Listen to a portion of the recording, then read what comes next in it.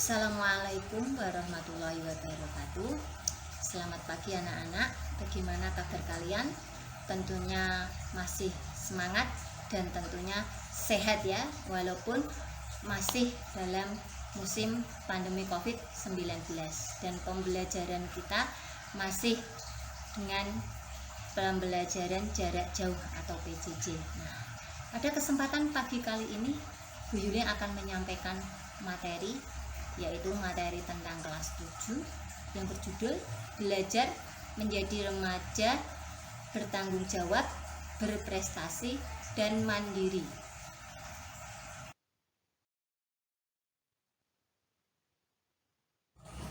Belajar hidup bertanggung jawab. Tanggung jawab adalah kesadaran manusia akan tingkah laku atau perbuatan yang disengaja maupun tidak disengaja. Bertanggung jawab merupakan berkewajiban menanggung, memikul, dan bertanggung jawab segala sesuatu sebagai kesadaran serta kewajibannya. Manusia merasa bertanggung jawab karena menyadari akibat baik dan buruknya perbuatan. Tanggung jawab merupakan ciri manusia beradab atau berbudaya.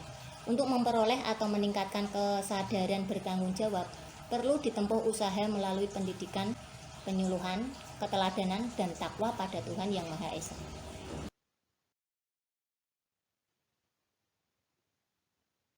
Macam-macam tanggung jawab. Tanggung jawab terhadap diri sendiri, tanggung jawab terhadap keluarga, tanggung jawab terhadap masyarakat, tanggung jawab terhadap bangsa atau negara, dan tanggung jawab terhadap Tuhan. Yang pertama yaitu tanggung jawab terhadap diri sendiri, yaitu menuntut kesadaran setiap orang untuk mematuhi kewajibannya sendiri dalam mengembangkan kepribadian sebagai manusia pribadi. Dengan demikian, bisa memecahkan masalah-masalah kemanusiaan mengenai dirinya sendiri. Menurut sifat dasarnya, manusia adalah makhluk bermoral, namun manusia juga sebagai makhluk pribadi. Yang kedua yaitu tanggung jawab terhadap keluarga. Keluarga merupakan masyarakat kecil. Keluarga terdiri dari suami, istri, ayah, ibu, dan anak, dan juga orang lain yang menjadi anggota keluarga. Tiap anggota keluarga wajib bertanggung jawab kepada keluarganya. Selanjutnya yang ketiga yaitu tanggung jawab terhadap masyarakat. Pada hakikatnya, manusia tidak bisa hidup tanpa bantuan manusia lain, sesuai dengan kedudukannya sebagai makhluk sosial. Selanjutnya yang keempat yaitu tanggung jawab kepada bangsa atau negara. Setiap manusia adalah warga negara suatu negara yang dalam berpikir, berbuat, bertindak, bertingkah laku terikat oleh norma-norma atau aturan-aturan yang dibuat oleh negara. Manusia tidak dapat berbuat semaunya sendiri. Bila perbuatan manusia itu salah, maka ia harus bertanggung jawab kepada negara. Yang terakhir, yang kelima yaitu tanggung jawab sebagai Tuhan. Tuhan menciptakan manusia di bumi ini bukanlah tanpa tanggung jawab, melainkan untuk mengisi kehidupannya. Manusia mempunyai tanggung jawab langsung terhadap Tuhan.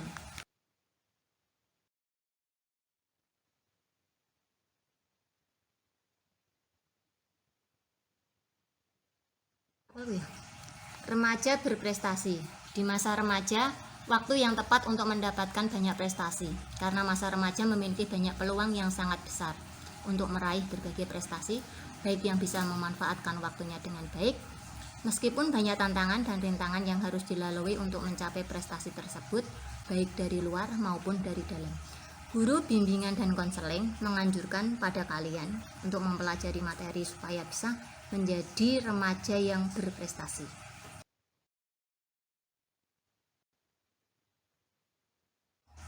Cara menjadi remaja berprestasi: sucikan niat atau luruskan niat, kesungguhan dalam belajar, disiplin dalam menggunakan waktu, percaya diri, tentukan target. Yang pertama yaitu sucikan niat atau luruskan niat. Pada ajaran agama, niat merupakan hal yang utama apabila seorang akan melakukan pekerjaan atau aktivitas, terlebih aktivitas yang berhubungan yang bernilai ibadah. Mencari ilmu atau belajar adalah sebuah kewajiban yang telah ditentukan ketika manusia lahir sampai dengan masuk liang lahat kembali. Serta mencari ilmu juga merupakan ibadah. Selanjutnya yaitu kesungguhan dalam belajar. Pelajar yang berprestasi memerlukan kesungguhan dalam belajar. Dalam Islam pun diajarkan barang siapa yang bersungguh-sungguh maka ia akan berhasil.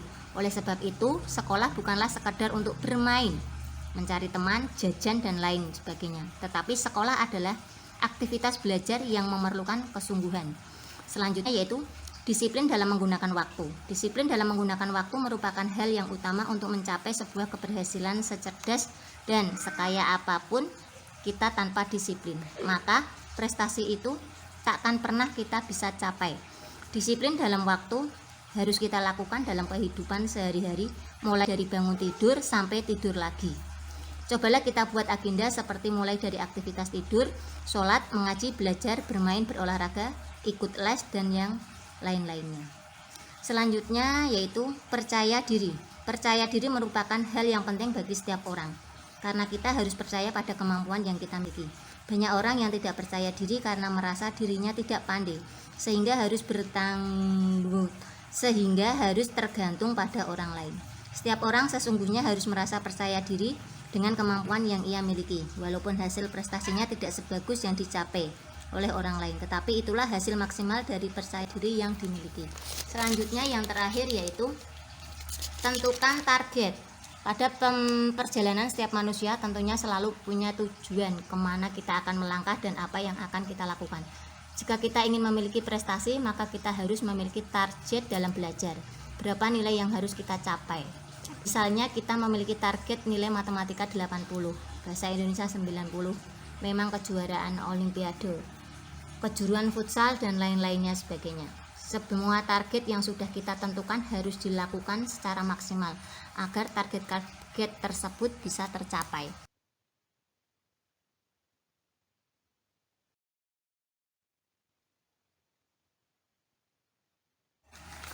Perilaku mandiri. Sudahkah kalian menjadi remaja yang mandiri dalam hal belajar, atau mungkin sebaliknya? Di sini guru bimbingan dan konseling menganjurkan supaya kalian bisa mandiri.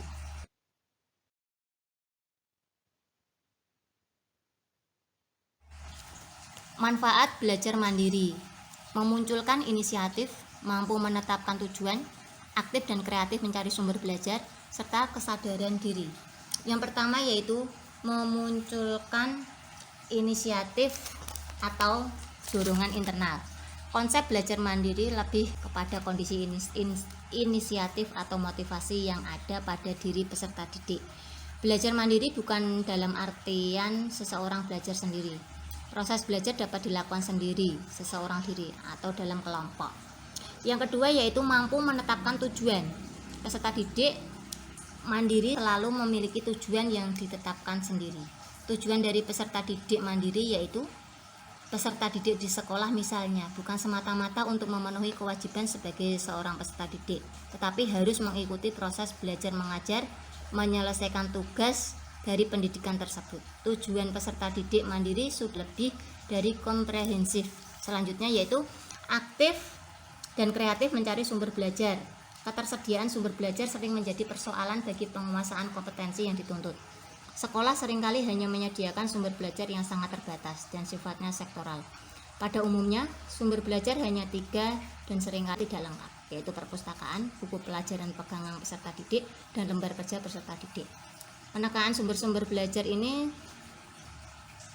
sektoral, memenuhi tuntunan materi semata, berbentuk penguasaan secara kognitif dan terpisah.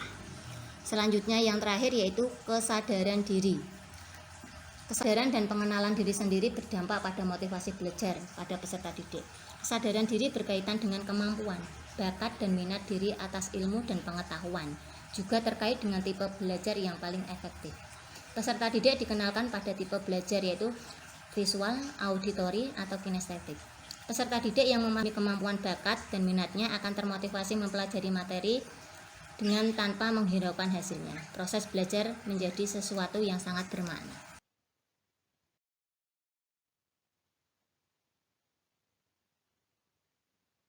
Setelah kalian memahami materi pada pagi kali ini, selanjutnya yaitu silahkan kalian menjawab pertanyaan yang sudah disediakan di sini, yaitu diantaranya ada 5.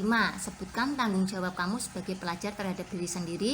Sebutkan tanggung jawab kamu sebagai pelajar terhadap bangsa dan negara. Bagaimana kaitan kesuksesan dengan belajar? Apa yang kalian ketahui tentang belajar mandiri? Dan yang terakhir yaitu Sebutkan 4 manfaat dari belajar mandiri. Silahkan dikerjakan dan tetap semangat.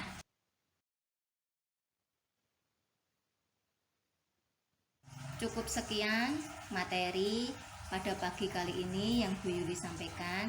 Semoga dengan materi pagi kali ini bisa memberikan kalian pengetahuan serta kalian bisa menerapkan dalam kehidupan sehari-hari dan semoga bermanfaat. Cukup sekian. Wassalamualaikum warahmatullahi wabarakatuh.